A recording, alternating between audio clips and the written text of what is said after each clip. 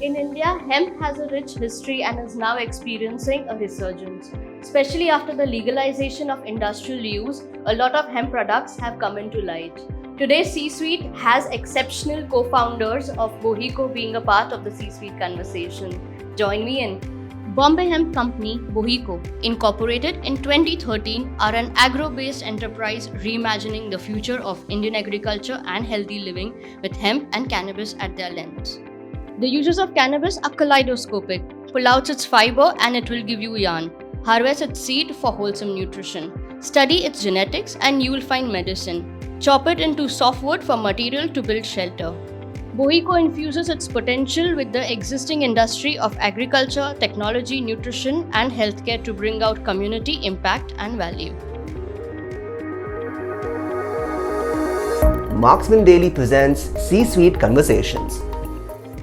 Welcome to the C-Suite Conversation, Yash and Delzaad. The very first question I'd like to ask you is, for starters, most of us don't really understand the difference between cannabis leaf and the hemp seeds. Throw some light on that, please.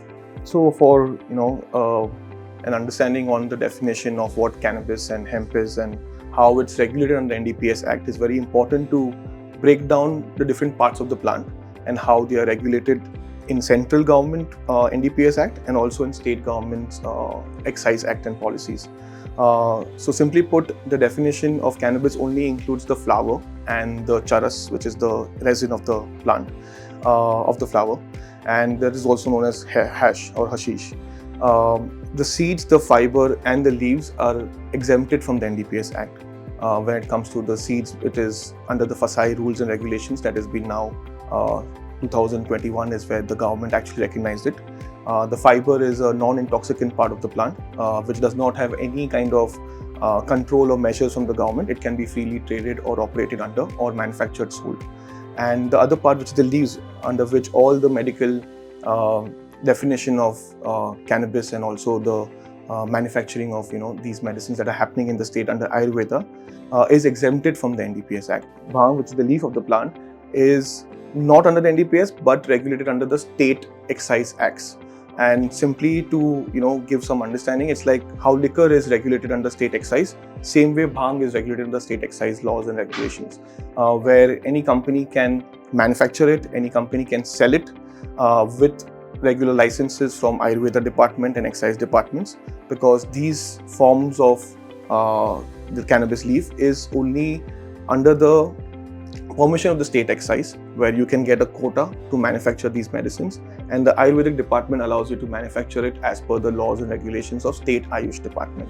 So just for a final clarity, the cannabis definition only includes the flower and the resin of the plant, but the leaves, the seed and the fiber are completely exempted, and that is under the state excise laws. So that's how every industry or every company in the industry is working and manufacturing these medicines. If I can just add to that, right? When globally the plant is referred to as industrial hemp and medical cannabis, is largely the applications of the plant, right? So for example, if you use it for seed, fiber, biomass usage, then it's typically classified as industrial hemp. The minute you touch the leaves or the flower, it's either medical or recreational. Of course, in India, there is no scope for recreational, like Delzaad mentioned, because typically the flower and the resin are used. But the leaves in India are termed as medical cannabis, which is also colloquially referred to as bhang, and the seed, fiber, etc. is industrial hemp. And if I were to really even further contextualize it to India, one is audyogik bhang, which is literal translation of industrial hemp, and the other is aushadhiya bhang, which is medical cannabis, which is the leaves of it. So that's how globally also. There are certain states like UP, MP, Rajasthan, Uttarakhand and Odisha are the states that allow these manufacturing and acceptance of leaves to be allowed to be sold and consumed also. For example, there's bhang thekas that you see in these states. So that policy has been there in these states to allow you to sell it over the counter or use it for recreational usage very clearly as per law. And the medicines are under Ayurvedic department or permissions that are being now manufactured by many states. I'm very curious to know, when it comes to Boheco, how did five of you, unfortunately I don't have the other three, how did the five of you come together? Boheco was actually started by 7 co-founders. There are 5 active founders that are running the ship right now. We were all part of the same college, HR college in Bombay, where in fact some of us co-founders were founding members of this project, which is very close to our heart, which was a solar rural electrification project, where we had, the plan. It was called Project Chirag. The idea was that we were helping a lot of villages in and around the country that had never seen electricity, and we were providing them with solar electrification. And we had a whole CSR model. We had finished about 100 villages by the time we finished college. Now, interestingly, when you're on the way to the villages, and especially Maharashtra onwards going up north, Rajasthan, Punjab, right, we realized that while of course there are a lot of problems that plague the rural economy of this country, we realized that there was this one resource that was abundantly growing, like wildfire. Like wherever we went on the sides of the road in the villages, there was this resource that was there, but it was not being put to like good economic use. It was largely being put to subsistence use. So when we asked the local villagers that ये क्या है पौधा, they said ये भांग का पौधा है. This plant is actually a huge part of India's culture and their localized usage. So they were using it to make ropes to tie their cattle, the fiber of it. They were consuming the seeds because their forefathers were consuming it. So it was a huge part of their local usage. They were making jutis, jackets from the fiber. So that is when we very quickly realized that in cities, so we talk about this plant in a very different light, right? It's the people in the villages that actually consider cannabis as hope. People in the cities actually consider cannabis as dope. And that was our entire fight, that how do we kind of change the perception of cannabis from dope to hope, right? While of course that was our initial break the ice moment with cannabis, there was a lot of reading that we did, and we understood that this plant actually originated in Himalayas. It's an Indian plant. In fact, the word cannabis indica, the word indica is also derived from India, right? But it's just, we had reduced it to it just being a euphoria causing herb, right? Coincidentally, one of our co-founders, who's part Australian, Jahan, he was visiting his family in Australia. He came across a small town called Margaret River, and he realized that that town was really thriving, unlike its neighbors around, which was not as thriving. And then when he asked the locals that what is your secret sauce, and the locals said that we grow only two things. One is grapes for wine, and the other is hemp for everything else, from shirts to surfboards. So he was like, wow, that's crazy. We had talked about it in those village visits. Let me actually go to a local hemp shop. And he went, and like an excited kid in a candy shop, he saw so many hemp products, picked all of them up and came back with these 2 full bags. I still remember, right? He had come 2 full bags, removed all the products, and he's like, guys, remember we were talking about hemp and cannabis in our trips? This is what the true potential is. And that was really that aha moment for us, saying that, okay, this is an Indian plant. India is an agrarian economy. 60% of our workforce is dependent on agriculture back then, but its contribution to the GDP was less than 15%. That just didn't make any sense, and not like we were great economists or something. It was just a very simple fact that was staring at us in our face. And we saw that as a huge opportunity, that there's a resource so widely available. If we just kind of tweak 2 levers, which is science and policy, we're sitting probably on potentially a gold mine. That time they were talking about how hemp is $1 billion super crop and 25,000 proven uses, from roti, kapda, makan, dawai, tree-free paper, biofuel. Our mind was just blown. And we of course realized its medical benefits and how certain indications and illnesses don't have proven solutions, and how cannabis was filling that void.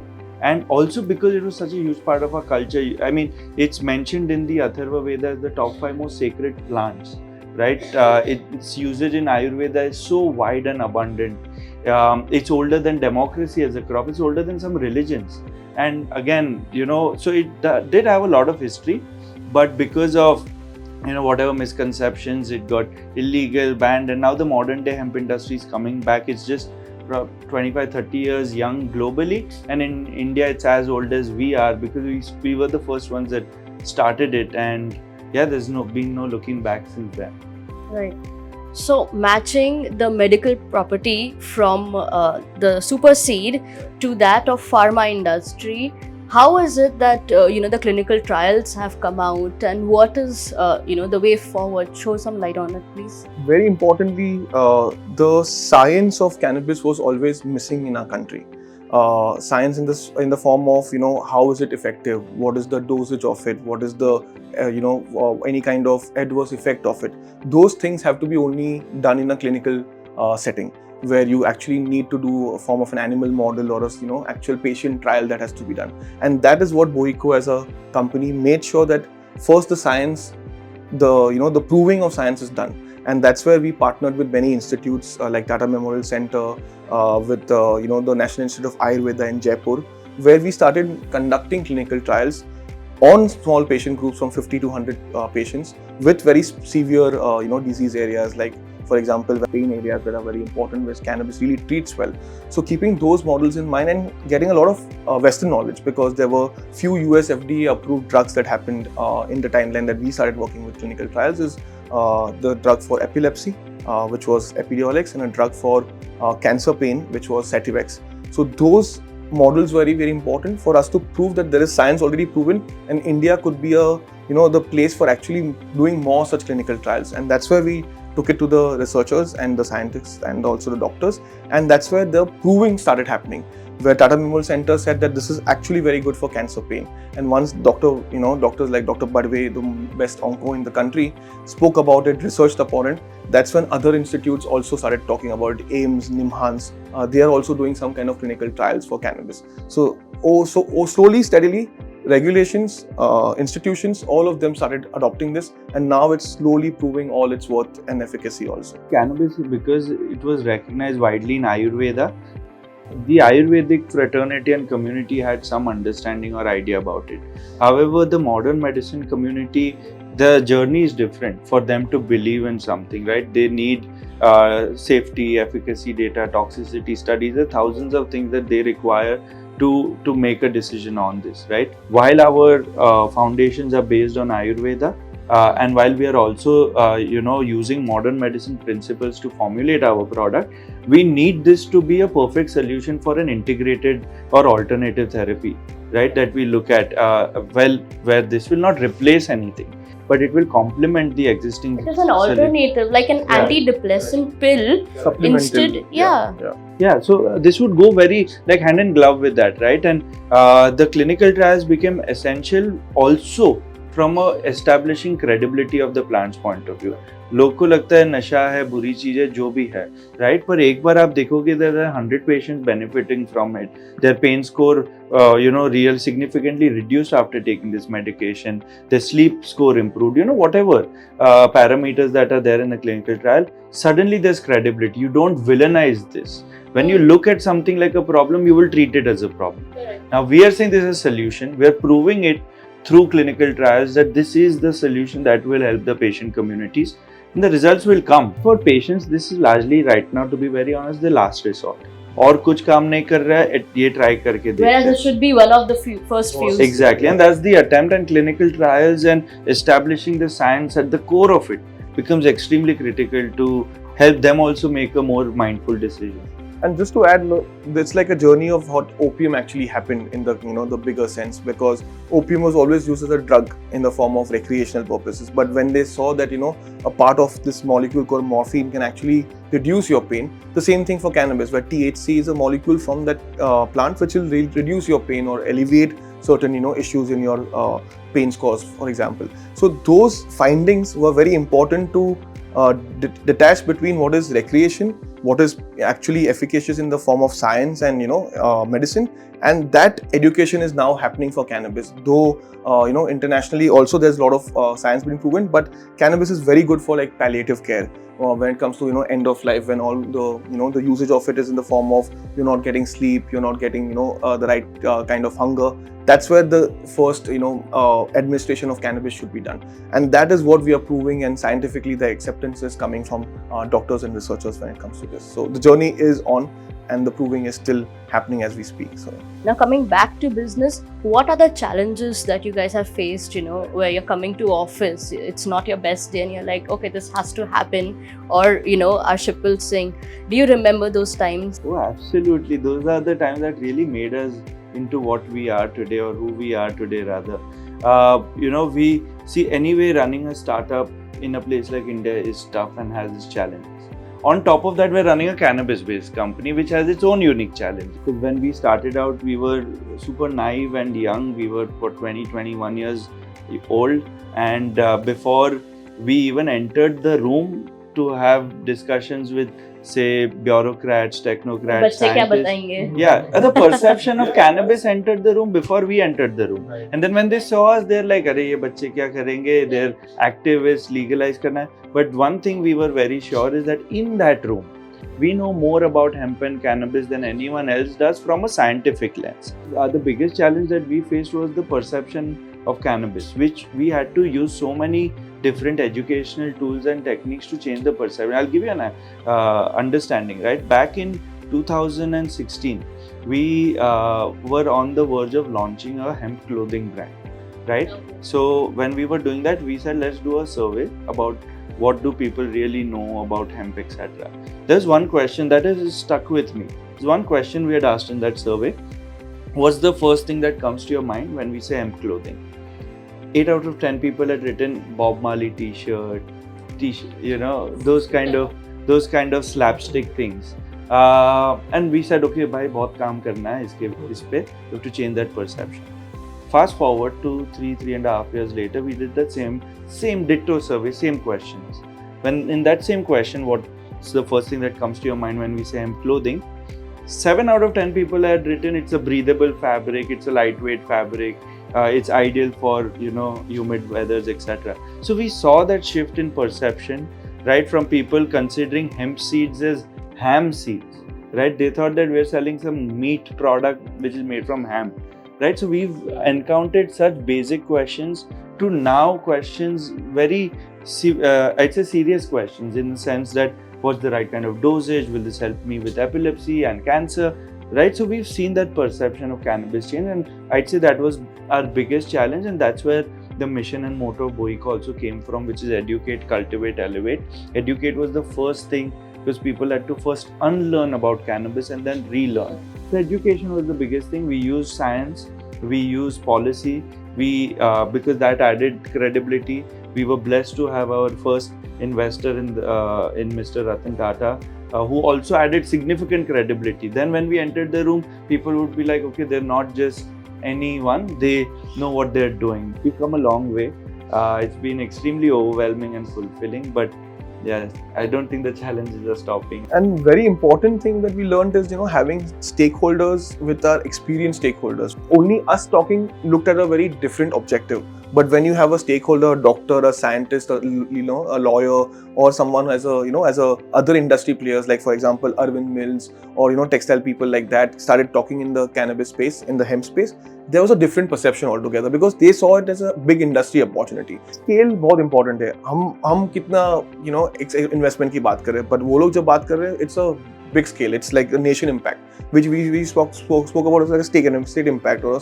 अभी economic growth की बात हो रही है. As entrepreneurs, our job is very simple. Entrepreneurs is a very fancy, long word. They're nothing but enablers, right? We just get the right people in the room, just match the column, right? That is all that we have done. Get the right people to talk to each other. Science वालों, policy से बात करो, farmer से बात करो, and that's how the entire virtuous circle got completed. This interview has given us utmost clarity on how hemp is a very important resource. What is your plan for Boheco and the growth in India? Right. So our core focus is on pain management and mental well-being. Those are the two areas we wish to really have a huge dent and disrupt the existing setup. And in fact, even if you look at these two areas, the solutions that are available are either not adequate or available, right? For example, in pain, opioid-based medicine is not freely available, right? Also, it has its own side effects. In mental well-being, for example, this conventional solutions work to a certain level. They're not solving the problem at the root cause necessarily. They're just SOS. With cannabis, we have this opportunity to really have cutting-edge solutions for pain management and mental well-being. And because we have the best of both worlds coming, Ayurveda and modern medicine, I think we, Ayurveda के लिए एक कहावत है कि जल से नहीं जड़ से, right? And that was also the problem of Ayurveda. Okay, because it did not give that instant gratification, people said, yeah, ये long-term treatment है. With cannabis, it's jal se bhi, jad se bhi, right? In the sense, it's quick action as well as it solves the problem at the root cause. From a business point of view, we are ramping up our presence offline in terms of our own retail clinics and stores. We have 2 of them right now, one in Bangalore, other in Delhi. We're also putting it up in a lot of different cities. We work with over 500 doctors across the country who are regularly prescribing our medicines, and they are the champions of our cause now, right? And we are investing a lot in their education and awareness, because उनके भी जब पढ़ाई हो रही थी उनको इतना नहीं सिखाया था cannabis के बारे में. So we're trying to put it as a part of their system. Yeah. And just to add, the focus is on the back end also when it comes to doing the right research on the seeds part, because that's the fundamental of this industry. Because if you don't have the right seeds, anything that we're talking about when it comes to raw material or when it comes to leaves, quality is very important. Today in India, the struggle is of the leaves, of the seeds also, of the fiber also, because it's limited. It's only in one state that is allowed. So keeping those specific points of research in mind, seed being the most important. And also sourcing it right. Working with the right partners, because the credible partnership with those people are very important, because the state authorities should not question ke kahan se aa raha hai, kaise aa raha hai, quality kya hai. Those things are very important to fundamentally have it organized, so that tomorrow if us to expand, and also bigger companies who are also looking into entering this industry in the right way, those people also have a very secured source. So concentrating on the fiber, concentrating on the seed, concentrating on the leaves is also our primary role, and making sure that these are our focus areas of research also, and improving as we speak going forward. So that's also what we are doing on the back end. So United States have delisted cannabis leaf from the drug category. What do you think the future of India will be? So very recently, this rescheduling of cannabis happened in the United States, where it was in the first Schedule 1, which was very dangerous drugs or more addictive drugs, where did not have any kind of medical proving actually, like a heroin or a ketamine, for example. But when it came to Schedule 3, which is meaning less addictive and more medically proven, what we believe that in India also, because today there is a Schedule 1 under which THC, for example, is being categorized, and cannabis is a narcotic definition. When this rescheduling happens, India also will open up to a rescheduling in a form of how cannabis and its compounds, for example, CBD, how that will be, looked upon. The oil, right? The CBD oil or the CBD tincture, for example, that will also become a rescheduled substance, because it will not be a narcotic or a psychotropic anymore. It will be looked upon as a very openly traded or, openly sold substance. So when that happens, and all of this happens in the Department of Revenue, Ministry of Finance. So everything under NDPS is being regulated by them. So when we speak to the Narcotic Commissioner, Department of Revenue, they believe that this softening that has happened internationally, because all of this is under single convention, UNODC, where India is also a part of this treaty. This impacts India also, because we will then positively take steps and measures to allow it to be freely, cultivated or sold, or lesser regulated compared to what is today. Today, it's very strictly under narcotic and very, strict laws of NDPS. Once that rescheduling actually put into place, because it will take 2 to 3 months to actually make that thing happen. It is a 60-day process of public opinion and, XYZ happens after that. Then is that final rescheduling, and then India will consider it also in a positive manner to make sure cannabis definition is relaxed. The way THC is looked upon is relaxed. The way CBD is looked upon in a form of medicine will be, changed as a perception completely. So it's a bit of a wait period, but there will definitely be a positive, outlook to it or outcome to it. Before I let you guys go, one last question. For the budding entrepreneurs or Gen Z who are getting into hemp cultivation or getting into hemp products when it comes to manufacturing or usage, what is the little wisdom that you like to give them? One thing we can say for sure is that anyone that wants to come in the hemp and cannabis industry in India need to be packed with a lot of patience as well as persistence. It's not an easy industry to be in. And you have to be very mindful of what really you can bring to the table, right? In the sense that it's not about product bana liya, bechne shuru kar liya, right?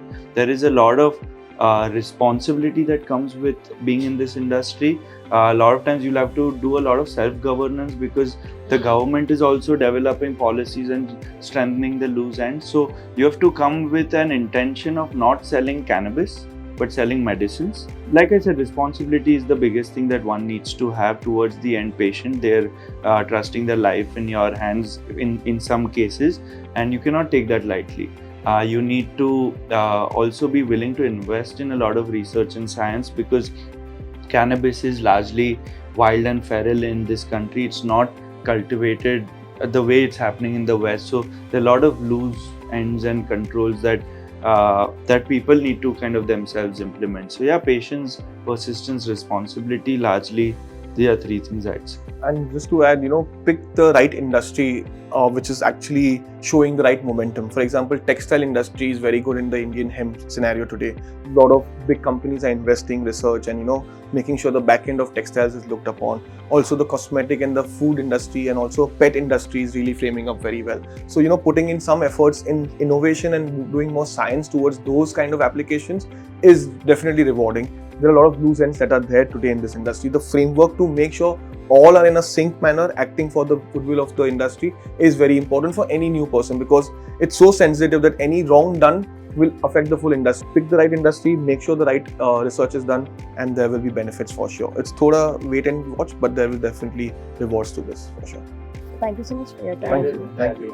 Pleasure. Thank you. Catching up with Delzaad and Yash has been a complete eye-opener, especially when it came to my perception of the super seed.